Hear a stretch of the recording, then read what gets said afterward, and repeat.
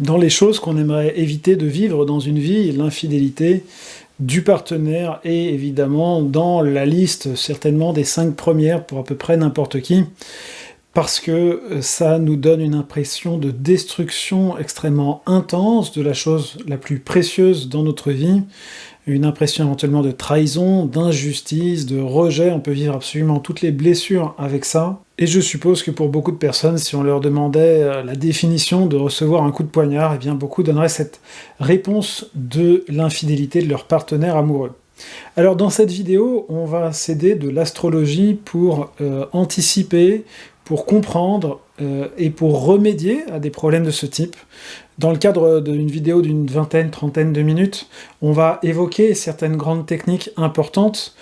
pour comprendre ce qui peut se jouer dans une infidélité amoureuse. Et évidemment, c'est important de sortir d'une mentalité un petit peu basique dans laquelle on pourrait évidemment accuser une personne, culpabiliser une personne, mettre une personne dans un rôle de bourreau et l'autre dans un rôle de victime. C'est évident que dans une infidélité, eh bien, tous les partenaires, enfin, toutes les personnes impliquées sont dans un scénario extrêmement complexe qui va les faire beaucoup travailler, qui va les faire beaucoup réfléchir, qui va les faire beaucoup progresser, et qu'il n'y a pas réellement de bourreaux et de victimes, et des personnes qui se sont retrouvées pour des raisons précises dans une situation où elles vont devoir se dépasser pour avancer. En astrologie de synastrie, donc en combinaison des cartes des deux partenaires, en coaching et en thérapie, j'ai plusieurs approches complémentaires par rapport à ça. L'une d'elles, eh bien, c'est de rechercher qu'est-ce qui n'est pas aligné chez le partenaire infidèle, c'est-à-dire qu'est-ce qu'il a besoin d'aller chercher à l'extérieur finalement de lui-même, quel est l'aspect d'âme qui n'est pas intégré à lui et qu'il va en fait chercher dans cette périphérie. Donc en fait c'est une zone d'ombre que la personne a besoin d'explorer, une zone de chaos dans laquelle elle a besoin d'aller d'une façon un petit peu plus protégée, un petit peu plus mystérieuse, un petit peu moins impliquante ou beaucoup moins impliquante que c'est le cadre dans une relation longue, dans une relation engagée, dans une relation peut-être qui s'est cristallisée selon certains aspects de la personnalité et qui ne permet plus ou qui ne permet pas à cette personne de vivre tout ce qu'elle est dedans. Et donc la question cruciale en fait, c'est celle, comme finalement dans toute thérapie et comme dans toute biographie humaine, de l'intégration du moi. Quelle partie de moi est en souffrance? Quelle partie de moi est fragmentée? Quelle partie de moi est dissociée? Quelle partie de moi, par exemple, une femme qui va à l'extérieur, peut très facilement être une femme qui a un masculin intérieur qui est séparé en deux parties différentes. Ça peut être une partie plus maternelle ou paternelle, et puis une partie plus guerrière, ou peut-être une partie plus ludique, et elle ne trouve qu'une de ces parties dans son compagnon, et évidemment aussi, elle ne trouve qu'une de ces parties en elle-même. Donc, elle externalise, en fait, cette partie manquante. Et de la même façon, évidemment, pour un homme, il peut aller chercher une autre femme à l'extérieur à partir du moment où il a l'impression qu'une partie essentielle, notamment de son féminin, est absente. Ça peut être l'adolescente qui est blessée en lui et qu'il a besoin d'extérioriser, ou ça peut être la mère que sa compagne et lui-même ne se donnent pas suffisamment et que donc il va aller chercher à l'extérieur, pour des scénarios vraiment très classiques. Et quand, en étudiant notamment les aspects astrologiques ou les aspects psychiques, on voit ces personnages intérieurs en souffrance, ces personnages enfermés, ces parties d'âme dont on n'a pas achevé la quête pour les avoir en soi, eh bien on comprend en fait ce qui peut nous attirer ou attirer notre partenaire à l'extérieur, et alors on peut faire ce travail essentiel de réintégration, c'est-à-dire de se rendre compte que finalement on courait peut-être après des illusions à l'extérieur que finalement on peut aussi avoir en soi, on peut trouver dans sa propre maison. Mais ces illusions, évidemment, ne sont que partiellement illusoires. Elles ont la réalité de toute la distance de blessure qu'il peut y avoir entre nous et elles. Et on pourrait donc dire par rapport à ça que l'exotisme de la relation extra-conjugale ou extra-couple, eh bien finalement c'est l'aliénation donc à une partie d'âme dont nous nous sommes nous-mêmes coupés, ou dont notre environnement, condition biographique n'a pas été nourrie, n'a pas été acceptée. Cette partie est séparée de nous-mêmes. Ces personnages intérieurs, je ferai certainement une autre vidéo, mettez dans les commentaires si vous voulez en savoir plus sur ces personnages intérieurs, mais de façon générale, j'interprète les astres de la carte natale, même des transits, comme des personnages qui peuvent apparaître dans votre vie, et pour ce qui est de la carte natale, des personnages que vous vivez, c'est votre théâtre intérieur, et en regardant donc les signes, les maisons, les aspects, et bien en fait on a le roman de votre vie, le défi qui vous est proposé, et quels sont les personnages en fait qui sont les plus isolés, quels sont les plus puissants parfois, ou ceux qui des fois sont la passerelle entre des familles ennemies. Ça on peut le voir donc par une étude approfondie de la carte natale. Et puis, le deuxième aspect, par rapport à l'infidélité, pour l'instant je vous ai parlé sur un niveau, disons, vraiment spirituel, on pourrait dire, d'âme supérieure, et puis sur un plan un petit peu plus concret, qui reflète les mêmes choses sur comment ça va se passer énergétiquement, émotionnellement, ces mêmes aspects de personnage intérieur, et bien sur ce plan secondaire, si on veut, il va se passer que toute infidélité est en fait le fruit de besoins qui n'ont pas pu être satisfaits dans le couple. Ces besoins, ils sont multiples, et c'est lié aussi à une certaine naïveté de notre époque et de la jeunesse, mais souvent aussi des adultes, qui pensent que le couple serait une sorte de Graal, une sorte de vache qui chierait du bonheur à gogo, on pourrait dire, et qui pourrait répondre à tous les besoins. Or, s'il y a une part de vérité dans le fait que l'amour est puissant, et que l'amour nous transforme, et que l'amour nous remplit, eh bien, ça ne va pas sans un certain travail, sans une certaine conscience, et sans d'autres ingrédients qui constituent aussi la vie. Donc, dans la suite de cette vidéo, je vais vous proposer qu'on voit les différents besoins auxquels correspondent les 5 principaux composants qui peuvent interagir dans le couple. Donc ça fait un petit peu écho à la vidéo précédente que j'avais fait sur la synastrie. Je ne vais pas dire la même chose, donc c'est complémentaire. Vous pouvez approfondir la vidéo précédente à partir de celle-ci et vice-versa. On y va. Pour donner un premier exemple de ce qui peut se passer, et ça dépasse un peu le cadre de l'infidélité, mais de ce qui fait que une relation peut ou non fonctionner, et finalement la séparation est une forme d'infidélité à la relation, c'est-à-dire qu'on dresse le constat, ou on prend la décision que ce qu'on avait voulu construire, eh bien on va le construire ailleurs, donc finalement il y a une différence temporelle qui est évidemment importante, mais une part du résultat est le même. Et donc, il y a de cela quelques années, j'étais très amoureux d'une femme, mais j'y étais amoureux d'elle en tant que femme. Son aspect de féminité, donc sa Vénus spécifiquement, m'attirait beaucoup, m'inspirait beaucoup, et j'en étais très amoureux, sans me rendre compte qu'en fait, son aspect solaire, c'est-à-dire sa personnalité, ne me correspondait que partiellement. Dans l'illusion, on peut dire, de la jeunesse, dans l'illusion de l'émotion amoureuse, je ne voyais pas, en fait, que sa personnalité m'était un petit peu inconfortable, ne correspondait pas spontanément, disons, à mon propre chemin de vie. Et donc, sans m'en rendre compte, je ne valorisais pas cette partie de son âme, c'est-à-dire ses goûts, ses tendances, ses choix, et aussi notre personnalité est beaucoup faite du fait de nos choix, de nos limitations. On est excellent dans certains domaines, moins bon dans certains domaines, on a envie de réaliser tel type d'action et pas tel autre, et évidemment c'est essentiel dans une relation quand on sent que toute cette partie centrale, tout notre soleil, est apprécié, est valorisé, est encouragé par l'autre. Et là en fait, dans l'illusion donc de cet amour, dans l'illusion de cette Vénus qui communiquait très bien entre nous deux, eh bien, nous n'avons pas vu ça, et eh bien, elle n'a pas eu l'impression, sur le long terme, en fait, que je l'appuyais à devenir elle-même, c'est-à-dire à suivre son chemin d'individuation dans ce qu'il a d'unique. Et j'aurais certainement, à l'époque, voulu, quelque part, qu'elle suive mon propre chemin, qui se trouvait être différent. Vous voyez, ça c'est un problème solaire, un problème de la rencontre de deux soleils,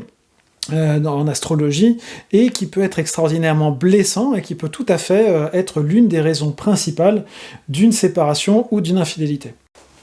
Vous savez, il y a des personnes avec lesquelles, et c'est très précieux quand c'est le cas, plus vous êtes vous-même, plus vous exprimez votre personnalité, plus vous sentez qu'elles sont contentes, qu'elles sont dilatées, qu'elles sont appréciatives, eh bien ça, c'est ce qui se passe quand votre soleil connecte bien avec l'énergie astrologique d'une personne. Et évidemment, le contraire, eh bien c'est quand vous devez faire attention à la façon de manifester votre personnalité. Ça n'est pas nécessairement quelque chose, disons, de rédhibitoire, de définitivement impossible dans une relation, mais effectivement, ce genre d'adaptation à l'autre doit être vraiment bien compris pour que ce ne soit pas frustrant. De façon générale, tous les aspects astrologiques sont des aspects, on va dire, énergétiques de la relation, sont des aspects, des influences psychologiques que nous recevons, mais quelque part, notre mission et notre capacité, c'est d'être au-dessus de ça. Et les connaissant, c'est-à-dire que ne pas les regarder, ce serait un petit peu comme ne pas regarder la météo et puis partir en bateau. Peut-être il y a une grande tempête et on aurait bien fait d'attendre un jour ou deux, ou peut-être il y a une grande tempête et on va prendre une autre route ou prévoir des mesures spéciales. Mais donc, ayant pris connaissance de ça, on a la capacité en tant qu'être humain de vivre ces aspects personnels, mais aussi ces aspects interrelationnels sur un mode supérieur. La règle ici qui s'applique, c'est que les aspects inférieurs sont en général relativement incompatibles. Ce qui est indiqué astrologiquement comme des incompatibilités, quand nos égos s'en emparent, évidemment, c'est un clash, c'est une déception, c'est une frustration. Mais inversement, quand notre esprit s'en empare, eh bien, ça devient une complémentarité. Comme le feu et l'eau peuvent tout à fait, sur un mode inférieur, l'eau éteindre le feu, et le feu dissoudre, évaporer l'eau, alors que inversement, si c'est fait par la puissance de l'esprit, cette rencontre entre l'eau et le feu, un petit peu comme chez Van Gogh dans ses meilleurs moments, eh bien, il y a une machine qui peut mettre en action des choses d'autant plus puissantes que l'eau et le feu sont puissants. Donc, par rapport à ce qui est de l'infidélité, eh bien, un soleil en situation difficile, dans une synastrie, donc dans la rencontre de deux astrologies, correspond à un besoin d'être soi-même dans la relation, et d'être soi-même avec le moins d'efforts possible, avec le plus d'encouragement possible. Donc, quand on voit ça, eh bien, on peut creuser cet aspect-là dans la relation. Passons à la Lune et ce qu'elle peut générer. Eh bien, la Lune correspond à nos besoins émotionnels. C'est évident que là encore, si la connexion émotionnelle n'est pas bonne entre les partenaires, il va y avoir un grand vide, parce que, évidemment, si on est avec une personne, c'est pour être dans une intimité, c'est pour être dans une proximité, et cette proximité, elle est, entre autres facteurs très importants, notre émotionnalité. Et de même que pour le soleil, quand votre soleil est bien aspecté dans une relation, vous avez l'impression que vous pouvez rayonner, dilater et être tout à fait vous-même agréablement avec l'autre. De la même façon, quand c'est votre lune qui correspond bien à la carte astrale de l'autre, et bien là, cette fois-ci, vous pouvez déployer votre émotionnalité, votre imagination, votre magie dans la relation sans qu'il y ait spécialement d'efforts à faire. Une lune positive nous réconforte, une lune positive nous inspire, une lune positive nous nourrit, nous rend plus profond, nous rend plus sensible, et c'est tout ça qui peut se passer positivement donc quand la lune de l'autre ou la nôtre est bien aspectée dans une relation. Évidemment, à l'inverse, eh bien, nous vivons une frustration émotionnelle, et là, il est important de comprendre de quelle nature est cette frustration émotionnelle? Qu'est-ce qui connecte avec notre émotionnalité chez l'autre et qui connecte mal? Par exemple, si, mettons, notre lune est une lune en bélier, nous sommes une personne d'action, une personne courageuse, une personne rapide, et peut-être aussi une personne assez colérique, une personne qui peut s'emporter des fois assez rapidement et assez facilement. Et notre partenaire eh bien, a une lune en Verseau, une lune donc, qui peut être assez détachée, assez rêveuse, assez idéaliste, assez intellectualisée, et eh bien, on peut imaginer là des différences de rythme, d'intensité, d'objectifs qui peuvent être la source d'un million de frustrations. Mais si on comprend que c'est de ça qu'il s'agit, que c'est cette différence entre deux vitesses, entre deux modalités émotionnelles différentes, eh bien, on peut tout à fait prendre conscience de ce qui est frustrant pour l'un et pour l'autre, trouver des modalités, mais aussi s'efforcer de vivre nos émotions sur un mode supérieur qui ne va pas mener au conflit, qui ne va pas mener à la frustration. Par exemple, donc, cette lune en bélier peut avoir une forte tendance à l'impatience, à vouloir tout de suite, à vouloir peut-être être un peu contrôlante, à des fois être indépendante. Mais en fait, si on la vit sur son mode supérieur, parce qu'on a conscience, hein, il y a tout un thème que je n'évoque pas dans cette vidéo, mais qui est les blessures qu'on voit dans la carte natale, et on comprend donc pourquoi est-ce qu'on vit certains aspects intérieurs sur leur mode blessé, et ce mode blessé, il est blessant pour l'autre, évidemment, et donc au lieu de vivre ce bélier comme quelque chose de fonceur, de peut-être des fois instable même, eh bien on va pouvoir le vivre sur un mode du guerrier supérieur, du guerrier protecteur, du guerrier inspirant, et évidemment les aspects supérieurs de n'importe quelle planète sont toujours bienvenus. On a toujours envie d'être réchauffé, d'être aimé, d'être encouragé, comme peut le faire le bélier dans ses bons aspects. Et on pourrait évidemment faire la même analyse pour le Verseau, que sur un mode inférieur, il peut avoir l'air froid, distant, bordélique éventuellement, rêveur, etc. Alors que sur un mode supérieur, eh bien finalement il va très facilement connecter avec le bélier dans une volonté de protéger la justice, dans une volonté d'idéalisme, etc., etc. Donc tout est question en fait de comment nous vivons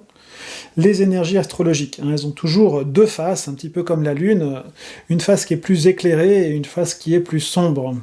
Parlons maintenant de l'ascendant et de l'importance qu'il peut avoir dans une relation, et pourquoi on peut aller chercher une personne avec laquelle notre ascendant est plus valorisé. Tout d'abord, l'ascendance, donc c'est notre porte d'expression dans le monde, c'est comment on déploie notre moi et l'ensemble de notre énergie, l'ensemble de notre être dans le monde. Quand notre ascendant fonctionne bien, eh bien on sait comment manifester tout ça dans la société. Une relation qui aspecte favorablement l'ascendant, c'est par exemple la relation entre Brigitte et Emmanuel Macron. Brigitte, disons le Mercure de Brigitte est en sextile avec l'ascendant de Macron, ça veut dire qu'elle va l'aider à s'exprimer socialement, elle lui donne des cours de théâtre, vous vous souvenez. Et puis on a Jupiter et le milieu du ciel de Brigitte qui sont en trigone avec l'ascendant de Macron, donc autrement dit, eh bien Brigitte va donner de la puissance matérielle, puisque c'est un trigone de terre en l'occurrence, qui va permettre à Emmanuel Macron de se sentir plus ancré, plus incarné. Autrement dit, voilà, par son expérience, par sa sagesse, on peut imaginer que dans cette relation, eh bien, Brigitte sait comment introduire le jeune Emmanuel Macron dans les sphères qu'au début, il connaît peu, par exemple. Et donc cette ascendantalisation, on peut dire, est quelque chose qui, évidemment, dans un cadre amoureux,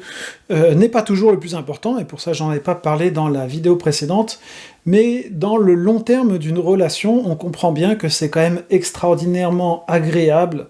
extraordinairement plaisant quand notre partenaire finalement nous valorise, nous encourage, nous comprend dans notre cheminement social. C'est quelque chose, souvent par exemple, l'un des partenaires rentre du travail et il aime bien parler de sa journée, comment ça s'est passé, et bien ça c'est un aspect qui implique tout à fait l'ascendant dans une relation, et quand notre partenaire de vie ne comprend pas cette mission en fait dont participe l'ascendant, ça peut être une grande frustration et une raison supplémentaire, a priori quand même pas la principale, mais une raison supplémentaire d'aller chercher ailleurs cette reconnaissance, ce soutien, cet élan commun pour manifester ce qu'on est dans le monde. J'ai souvenir, par exemple, quand j'étais au Chili, d'une amie qui m'a bien aidé pour développer mon activité astrologique, et elle était incroyablement positive sur mes activités. C'était de la folie, quoi. Elle me disait « Ah oui, ce que tu fais, les gens se rendent pas compte du prix, c'est vraiment... tu rends un service qui n'a vraiment pas de prix, etc. » Et en fait, ce qui se passait, entre autres choses, c'est que sa Vénus était dans un sextile, avec un sextile assez précis avec mon ascendant. Donc, il y avait cet amour, cette tendresse, cette dilatation de Vénus, qu'on va voir juste après, qui venait réchauffer, qui venait guérir, même en l'occurrence, mon ascendant. Donc, évidemment, c'est quelque chose de souhaitable dans une relation, et quand ça est pas là, eh bien ça peut être aussi un facteur. Et parlons de Vénus et de l'infidélité, en quoi des Vénus qui se connecteraient pas bien peuvent contribuer à cela. Eh bien, Vénus attire, Vénus réchauffe, Vénus rend esthétique, Vénus magnétise, et c'est tout ça souvent qu'on recherche dans une relation. Et quand Vénus n'est pas bien aspectée, eh bien souvent c'est que la façon de nous aimer de l'autre ne répond pas en fait à notre besoin. Par exemple, moi je vais connecter avec une Vénus qui est en Scorpion, qui a donc besoin d'une profondeur, d'une authenticité, d'une mise à nu de l'ego importante pour se sentir connecté, et qui peut tout à fait heurter des personnes qui voudraient une connexion peut-être plus intellectuelle, plus simplement communicative. Finalement, quand les Vénus ne connectent pas, eh bien, ça peut être que la façon d'entrer en amour, la façon d'aimer l'autre, n'est pas compréhensible. L'un des multiples approches qu'on a pour comprendre ces différences, c'est par exemple les gestes d'amour. Quel est le geste d'amour auquel je suis sensible? Est-ce que c'est un plat qui a été préparé? Est-ce que c'est du temps? Est-ce que c'est des compliments? Tout ça, ça joue, et bien quand la Vénus ne rencontre pas les énergies astrologiques de l'autre personne, on a l'impression que cet amour n'arrive pas jusqu'à nous, et c'est important de regarder qu'est-ce qui fait qu'on bloque quelque part l'amour de l'autre, car le plus souvent, en fait, dans une relation, en tout cas au début, et donc aussi en potentiel, c'est quelque chose qui peut être régénéré, renouvelé, eh bien il y a quelque chose, sinon on n'irait pas vers la personne, sinon on n'aurait pas envie d'être en couple avec la personne. Donc le potentiel, il est là à 100% du temps, mais voilà, il faut aller voir qu'est-ce qui a fait qu'on a bloqué cette tendresse l'un envers l'autre. Dans les services que je propose par rapport aux situations d'infidélité, eh bien, il y a plusieurs cas de figure, que je peux d'ailleurs vous préciser avant, si vous m'envoyez une photo représentative de votre couple, je verrai déjà quels sont le type d'énergie, quels sont le type d'éloignement, quels sont le type de blocage, et ça juste en regardant quelques minutes. Donc je pourrais vous dire en fait si une synastrie, donc un service que je propose pour simplement 130 €, va générer un déclic qui est suffisant pour que vous puissiez faire le reste du travail vous-même, comme il y avait une personne qui m'avait demandé, qui était un petit peu perdue, voilà, qui avait envie d'aller avec une autre femme, et qui m'avait demandé astrologiquement comment je voyais les choses, et en simplement une séance, en fait, il avait compris en fait ce qu'il cherchait chez cette autre femme, qui était de l'ordre de pouvoir exprimer son adolescent intérieur, que sa propre femme avait du mal, en fait, à ce moment-là, à accepter, et puis, une fois que je lui ai eu expliqué ça, qu'il cherchait chez une femme un peu plus hippie, quelque part, l'espace pour vivre cet adolescent intérieur, il s'est rendu compte que c'était finalement pas si intéressant que ça pour lui, et qu'il pouvait gérer ça lui-même dans son couple. Il m'a invité, après, j'ai fait connaissance avec sa femme, c'est une sorte de happy end rapide, mais ça arrive aussi qu'il y ait beaucoup plus de choses blessées, beaucoup plus de choses difficiles à aligner dans la personne, et que dans ce cas-là, en plus, ou à la place même de cette synastrie, il y a besoin plus de reprendre contact avec certains aspects de la personnalité, de les guérir, de les intégrer, et dans ce cas-là, c'est plus un service de coaching qui peut être, un coaching thérapie, que je peux proposer pour ce genre de situation. Coaching qui sont donc à 65 € actuellement par séance, et suivant les cas, ça peut être de 3 à 10 séances, on va dire, de façon générale. Et puis, on termine avec Mars, une sorte de héros, mais aussi la planète que vous attendiez peut-être tous, puisqu'il s'agit du désir sexuel. Alors on a tendance à survaloriser le désir sexuel, et c'est vrai que dans la société, il est très mis en avant parce que le marketing, parce que on a quand même tous aussi animalement besoin et envie de vivre ça. Inversement, eh bien, les statistiques disent que 7% des femmes trompent pour une insatisfaction sexuelle, et 8% des hommes. Donc vous voyez que c'est un critère parmi beaucoup. Évidemment, il s'intermêle avec les autres aspects. Si vous ne sentez pas de tendresse, votre désir va avoir tendance à se fermer, tout interagit évidemment. Mais donc,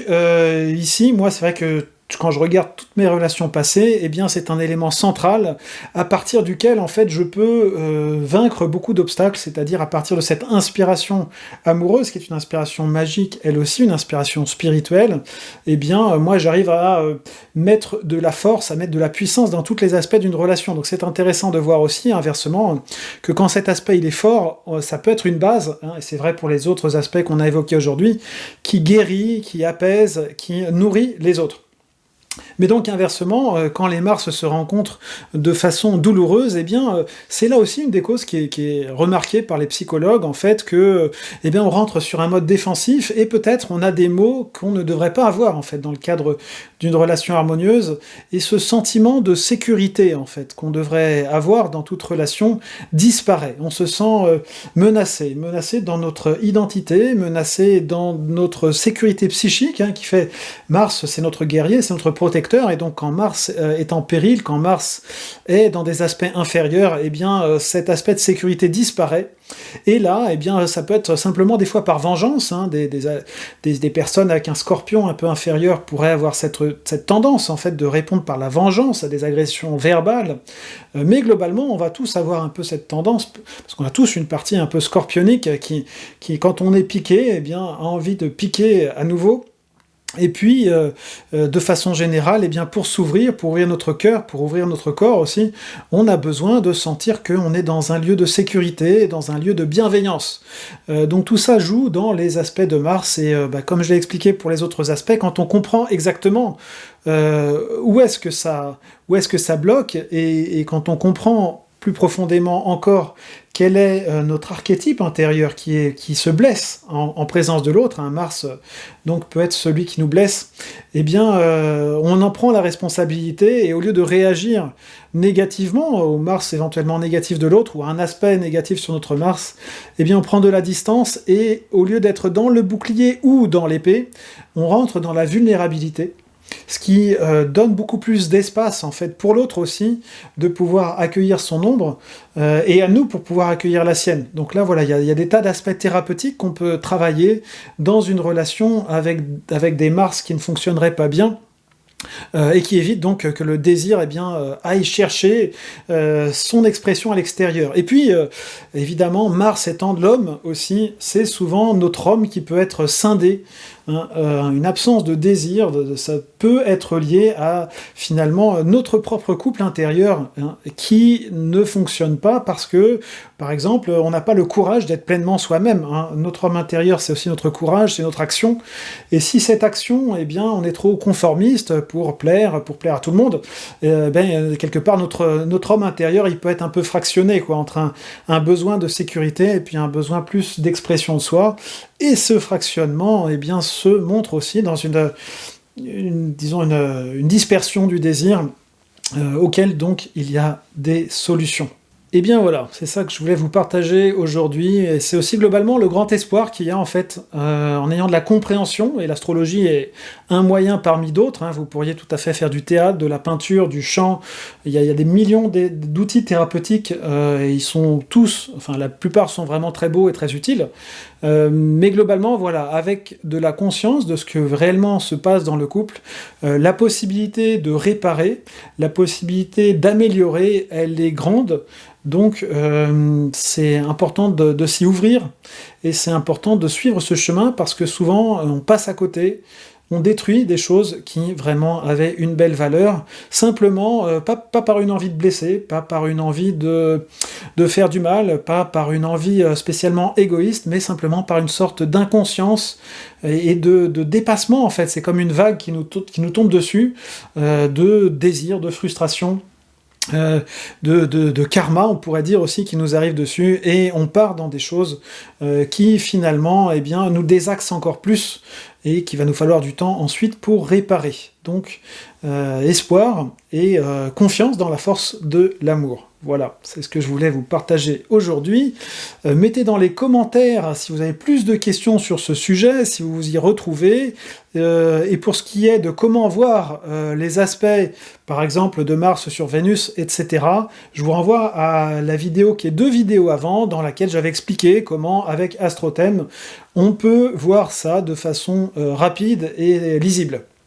Voilà, merci, à bientôt pour d'autres vidéos.